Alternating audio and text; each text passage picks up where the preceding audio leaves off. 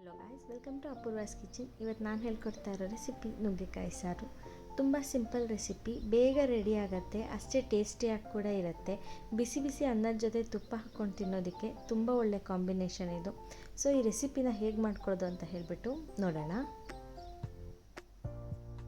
ಮೊದಲು ಒಂದು ಮಿಕ್ಸರ್ ಜಾರ್ಗೆ ನಾನೊಂದು ದೊಡ್ಡ ಈರುಳ್ಳಿನ ಕಟ್ ಮಾಡಿ ತೊಗೊಂಡಿದ್ದೀನಿ. 4-5 ಟೇಬಲ್ ಸ್ಪೂನಷ್ಟು ಹಸಿ ತೆಂಗಿನಕಾಯಿ, ಒಂದು 1/4 ಕಟ್ಟಷ್ಟು ಕೊತ್ತಂಬರಿ ಸೊಪ್ಪು, ಹುಣಸೆಹಣ್ಣು ನಾನಿಲ್ಲಿ ಒಂದು ಗೋಲಿ ಗಾತ್ರದನ್ನು ತೊಗೊಂಡಿದ್ದೀನಿ.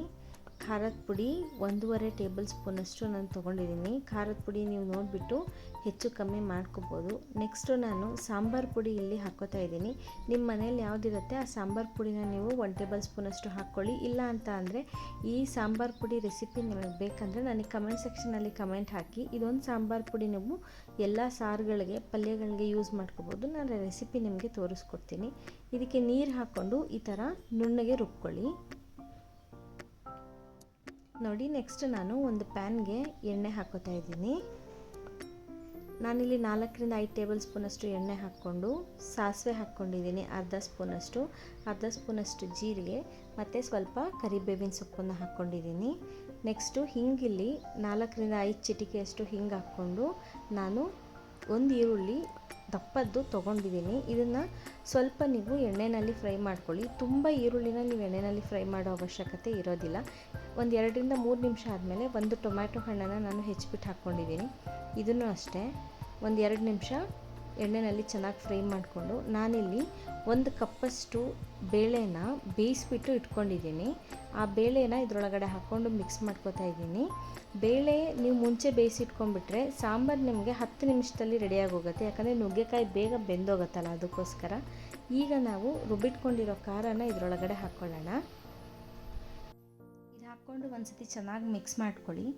ಒಂದು ಕುದಿ ಬರಬೇಕು, ತಿರುಗಿಸ್ತಾ ಇರಿ, ಇಲ್ಲಾಂದರೆ ಬೇಳೆ ಇರೋದ್ರಿಂದ ತಳ ಹಿಡಿದ್ಬಿಡುತ್ತೆ. ನೋಡಿ, ಈ ಥರ ಒಂದು ಕುದಿ ಬಂದಮೇಲೆ ನಾನು ನೀರು ಹಾಕೋತಾ ಇದ್ದೀನಿ. ನಾನಿಲ್ಲಿ ಒಂದು ದೊಡ್ಡ ಲೋಟದಷ್ಟು ನೀರು ಹಾಕ್ಕೊಂಡಿದ್ದೀನಿ.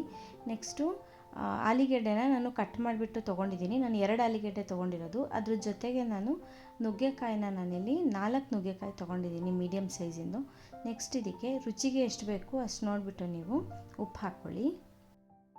ಒಂದು ಸರಿ ಚೆನ್ನಾಗಿ ಮಿಕ್ಸ್ ಮಾಡ್ಕೊಳ್ಳಿ.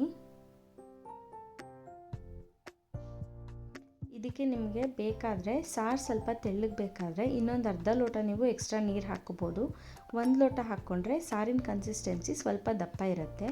ನೋಡಿ, ಒಂದು 7-8 ನಿಮಿಷ ಆದಮೇಲೆ ನುಗ್ಗೆಕಾಯಿ ಚೆನ್ನಾಗಿ ಬೆಂದಿದೆ. ಸಾರಿನ ಕನ್ಸಿಸ್ಟೆನ್ಸಿ ನೋಡಿ ಇಷ್ಟು ಬಂದಿದೆ.